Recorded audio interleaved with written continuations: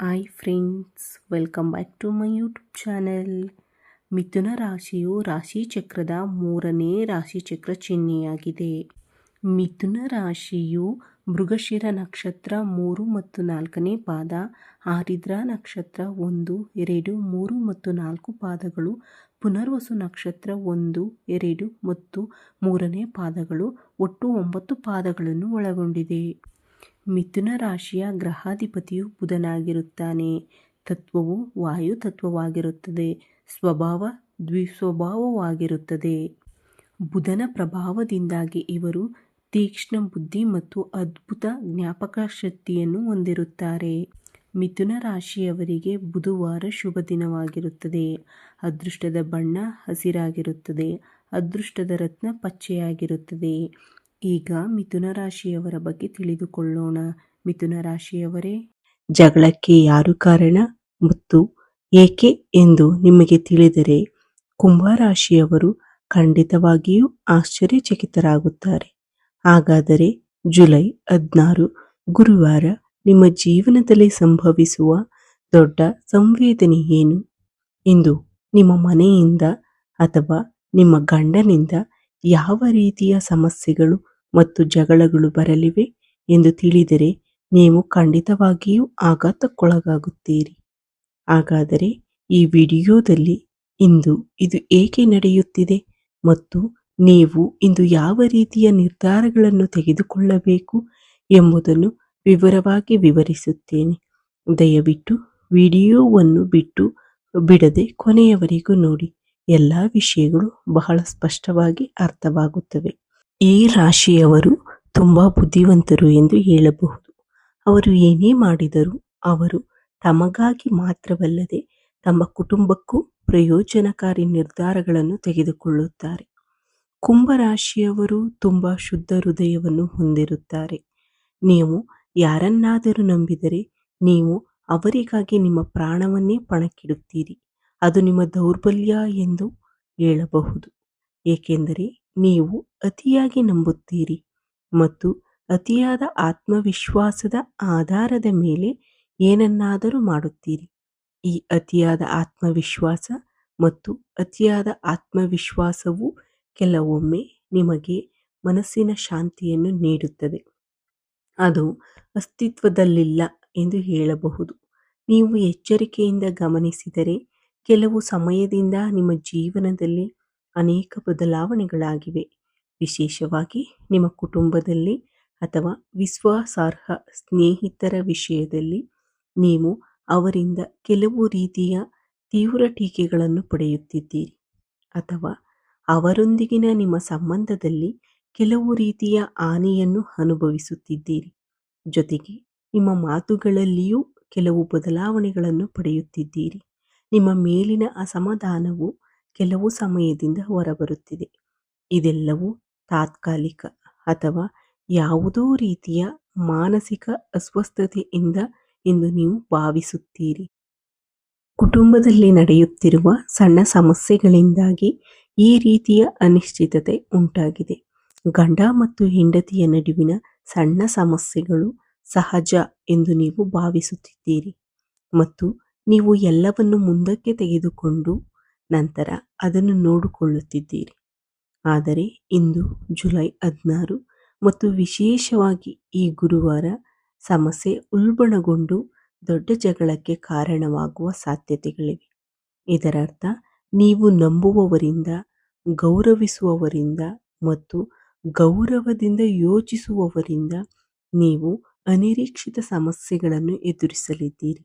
ನಿಜವಾದ ಪರಿಸ್ಥಿತಿ ಏನೆಂದರೆ ಇಂದು ಯಾವಾಗ ನಿಮ್ಮ ರಹಸ್ಯ ಬಹಿರಂಗಗೊಳ್ಳುವುದು ಅಥವಾ ನಿಮ್ಮ ಸಂಗಾತಿಗೆ ನಿಮ್ಮ ಬಗ್ಗೆ ಬಹಳ ದಿನಗಳಿಂದ ಇರುವ ಅನುಮಾನದಂತಹ ಒಂದು ಪ್ರಮುಖ ವಿಷಯ ಇಂದು ಅನಿರೀಕ್ಷಿತವಾಗಿ ಬಹಿರಂಗಗೊಳ್ಳುವ ಸಾಧ್ಯತೆ ಇದೆ. ಅವರು ಇಷ್ಟು ದಿನಗಳಿಂದ ಹೊಂದಿದ್ದ ಅನುಮಾನ ಇದ್ದಕ್ಕಿದ್ದಂತೆ ನಿಜವಾಗುವ ಪರಿಸ್ಥಿತಿಯೂ ಇರುತ್ತದೆ. ಆ ಪರಿಸ್ಥಿತಿಯನ್ನು ನೋಡಿ ನೀವು ಆಶ್ಚರ್ಯಚಕಿತರಾಗುವಿರಿ. ಮೊದಲಿಗೆ ಈ ವಿಷಯದ ಬಗ್ಗೆ ಅವರಿಗೆ ಹೇಗೆ ತಿಳಿಯಿತು ಎಂಬುದರ ಬಗ್ಗೆ ನಿಮಗೆ ಅನುಮಾನಗಳಿರುತ್ತವೆ. ಅದು ಕೂಡ ನೀವು ಎಲ್ಲೋ ಹೂಡಿಕೆ ಮಾಡಿದ್ದರೆ, ಇದು ಒಂದು ಹೂಡಿಕೆಯ ಬಗ್ಗೆ ಇರಬಹುದು ಮತ್ತು ನಿಮಗೆ ಮೋಸ ಹೋಗಿರಬಹುದು, ಅಥವಾ ನೀವು ಯಾರಿಗಾದರೂ ಸಾಲವಾಗಿ ಅಥವಾ ಗ್ಯಾರಂಟಿಯಾಗಿ 1 ರೂಪಾಯಿಯ ಸಾಲವನ್ನು ನೀಡಿರಬಹುದು ಮತ್ತು ಆ ಸಾಲವನ್ನು ವಸೂಲಿ ಮಾಡಿರುವುದಿಲ್ಲ, ಅಥವಾ ನೀವು ಸ್ವಲ್ಪ ಸಮಯದಿಂದ ಎದುರಿಸುತ್ತಿರುವ ಸಮಸ್ಯೆಯಾಗಿರಬಹುದು. ಇಂದು ನಿಮ್ಮ ಮನೆಯಲ್ಲಿ ಯಾರಿಗಾದರೂ ನಿಮ್ಮ ಹೆಂಡತಿ ಅಥವಾ ನಿಮ್ಮ ಪತಿಗೆ ಇದರ ಬಗ್ಗೆ ತಿಳಿಯುವ ಸಾಧ್ಯತೆ ಇದೆ ಮತ್ತು ಇದರ ನಂತರ ನೀವು ಇಷ್ಟು ದಿನಗಳಿಂದ ಅವರಿಂದ ಮರೆಮಾಡುತ್ತಿದ್ದ ಈ ರಹಸ್ಯದ ಬಗ್ಗೆ ನಿಮ್ಮ ಕುಟುಂಬದಲ್ಲಿ ಜಗಳವಾಗುತ್ತದೆ. ಅಲ್ಲದೆ ಸ್ವಲ್ಪ ಸಮಯದಿಂದ ನಿಮ್ಮಿಬ್ಬರ ನಡುವೆ ಇದ್ದ ಎಲ್ಲ ಅನಿಶ್ಚಿತತೆಯು ಇದ್ದಕ್ಕಿದ್ದಂತೆ ಪದಗಳ ರೂಪದಲ್ಲಿ ಹೊರಬರುತ್ತದೆ. ಅದು ಹೊರಬರಲು ಪರಿಸ್ಥಿತಿಗಳೂ ಕೂಡ ಅನುಕೂಲಕರವಾಗಿವೆ ಎಂದು ತೋರುತ್ತದೆ ಮತ್ತು ಇದೆಲ್ಲವೂ ಜಗಳಗಳ ರೂಪದಲ್ಲಿ ನಡೆಯುತ್ತದೆ. ಅಲ್ಲದೆ ಇದಕ್ಕೆ ಕಾರಣವೆಂದರೆ ಸ್ವಲ್ಪ ಸಮಯದಿಂದ ನೀವು ಕುಟುಂಬದಲ್ಲಿ ಒಬ್ಬರೇ ಇದ್ದೀರಿ. ಅವರಿಗೆ ಹೇಳದೆ ನಿಮ್ಮ ಮನಸ್ಸಿನಲ್ಲಿ ಅದನ್ನು ಮರೆಮಾಡಿದ್ದೀರಿ ಮತ್ತು ಈ ವಿಷಯಗಳು ಇದ್ದಕ್ಕಿದ್ದಂತೆ ಹೊರಬರುವ ಸಾಧ್ಯತೆ ಇದೆ. ಇದಲ್ಲದೆ ನೀವು ಇತ್ತೀಚೆಗೆ ಬಹಳ ಸಮಯದಿಂದ ಮರೆಮಾಡುತ್ತಿದ್ದ ಒಂದು ಪ್ರಮುಖ ರಹಸ್ಯವು ಬಹಿರಂಗಪಡಿಸಿದ್ದೀರಿ ಮತ್ತು ಈ ಸಮಸ್ಯೆ ನಿಮ್ಮ ಮನೆಗೆ ತಲುಪಿದ ತಕ್ಷಣ ಬಲಗೊಂಡಿದೆ. ಈ ಹೋರಾಟದ ನಂತರ ನಿಮ್ಮ ಜೀವನದಲ್ಲಿ 2 ವಿಷಯಗಳಲ್ಲಿ ನೀವು ಬಲವಾಗಿದ್ದೀರಿ ಅಥವಾ ಬದಲಾಗಿದ್ದೀರಿ. ಅವರು ಬಲವಾದ ನಿರ್ಧಾರಗಳನ್ನು ತೆಗೆದುಕೊಳ್ಳುತ್ತಾರೆ. 1. ನಮ್ಮನ್ನು ನಂಬುವ ಮತ್ತು ನಮಗೆ ನಿಷ್ಠರಾಗಿರುವ ಜನರಿಂದ ಒಳ್ಳೆಯದು, ಕೆಟ್ಟದ್ದು, ತಪ್ಪು ಅಥವಾ ಲಾಭದಾಯಕವಾಗಿದ್ದರೂ ನಾವು ಏನನ್ನೂ ಮರೆಮಾಡಬಾರದು.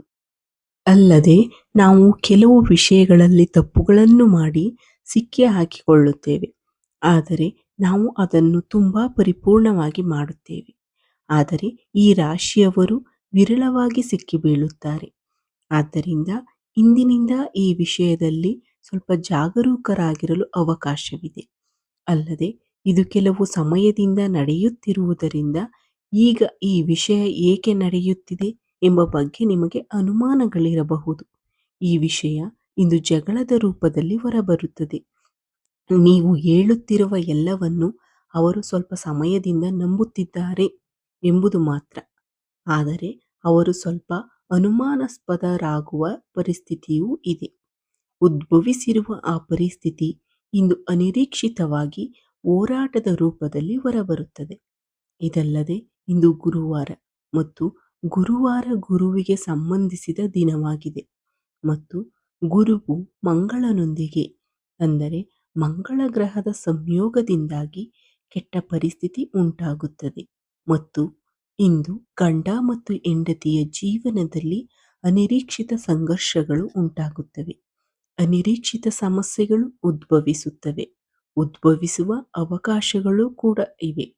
ಆದ್ದರಿಂದ ಇಂದು ನೀವು ಈ ಸಮಸ್ಯೆಯಿಂದ ಹೊರಬರಲು ಬಯಸಿದರೆ ನೀವು ಕೆಲವು ಮುನ್ನೆಚ್ಚರಿಕೆಗಳು ಮತ್ತು ಕೆಲವು ಸೂಚನೆಗಳನ್ನು ಅನುಸರಿಸಬೇಕು. ಅವುಗಳಲ್ಲಿ ಪ್ರಮುಖವಾದದ್ದು, ಇಂದು ಗುರುವಾರವಾದ್ದರಿಂದ ತೊಂದರೆಯಲ್ಲಿರುವ ಯಾರಿಗಾದರೂ ಆಹಾರ ಅಥವಾ ನೀರನ್ನು ದಾನ ಮಾಡುವುದು ಖಂಡಿತವಾಗಿಯೂ ಒಳ್ಳೆಯದು. ಅಲ್ಲದೆ ಇಂದು ನೀವು ಹೊರಗೆ ಹೋಗುವ ಮೊದಲು ಅಥವಾ ಮನೆಯಲ್ಲಿದ್ದಾಗಲೂ ಕಪ್ಪು ಬಟ್ಟೆಗಳನ್ನು ಧರಿಸುವುದನ್ನು ತಪ್ಪಿಸುವುದು ತುಂಬಾ ಒಳ್ಳೆಯದು. ಅಲ್ಲದೆ ನೀವು ಇಂದು ಯಾವುದೇ ನಿರ್ಧಾರ ತೆಗೆದುಕೊಂಡರೂ ಅದನ್ನು ತಕ್ಷಣ ಎಲ್ಲರೊಂದಿಗೆ ಹಂಚಿಕೊಳ್ಳಬೇಡಿ. ಹಾಗೆ ಮಾಡಬೇಡಿ. ಆದರೆ ನಿಮ್ಮ ಮನಸ್ಸಿನಲ್ಲಿರುವ ಜನರಿಗೆ ಮೊದಲು ನಿಮಗೆ ಸಮಸ್ಯೆಯಾಗುತ್ತದೆ ಎಂದು ನೀವು ಭಾವಿಸುವ ಯಾವುದೇ ವಿಷಯದ ಬಗ್ಗೆ ಹೇಳಿ. ನೀವು ಇತರರಿಗೆ ಹೇಳಿದಾಗ ಅವರ ಮನಸ್ಸು ಒಂದು ರೀತಿಯಲ್ಲಿರುತ್ತದೆ, ಆದರೆ ನಿಮ್ಮಿಂದ ಬರಬೇಕಾದ ವಿಷಯ ಅವರನ್ನು ತಲುಪಿದರೆ ಪರಿಣಾಮಗಳು ಮತ್ತು ಸಂದರ್ಭಗಳು ವಿಭಿನ್ನವಾಗಿರುತ್ತವೆ. ಆದ್ದರಿಂದ ನನ್ನ ಸ್ನೇಹಿತರೆ, ನಿಮ್ಮ ಜೀವನದಲ್ಲಿ ಕೆಲವು ಪ್ರಮುಖ ವಿಷಯಗಳು ಮತ್ತು ಪ್ರಮುಖ ಸನ್ನಿವೇಶಗಳು ಸಂಭವಿಸಲಿವೆ. ನೀವು ಈ ವಿಡಿಯೋವನ್ನು ಇಷ್ಟಪಟ್ಟಿದ್ದೀರಿ ಎಂದು ನಾನು ಭಾವಿಸುತ್ತೇನೆ. ನೀವು ಈ ವಿಡಿಯೋವನ್ನು ಇಷ್ಟಪಟ್ಟಿದ್ದರೆ ಖಂಡಿತವಾಗಿಯೂ ಲೈಕ್ ಮಾಡಿ, ಶೇರ್ ಮಾಡಿ ಮತ್ತು ಸಬ್ಸ್ಕ್ರೈಬ್ ಮಾಡಲು ಮರೆಯಬೇಡಿ. ಮತ್ತೊಂದು ವಿಡಿಯೋದೊಂದಿಗೆ ನಾನು ಖಂಡಿತವಾಗಿಯೂ ನಿಮ್ಮನ್ನು ಮತ್ತೆ ಭೇಟಿಯಾಗುತ್ತೇನೆ. ವಿಡಿಯೋ ವೀಕ್ಷಿಸಿದ ಎಲ್ಲರಿಗೂ ನನ್ನ ಹೃತ್ಪೂರ್ವಕ ಧನ್ಯವಾದಗಳು. ಜೈ ಶ್ರೀರಾಮ್, ಜೈ ಶ್ರೀ ಕೃಷ್ಣ. ಓಂ ನಮಃ ಶಿವಾಯ. ಹರ ಹರ ಮಹಾದೇವ್.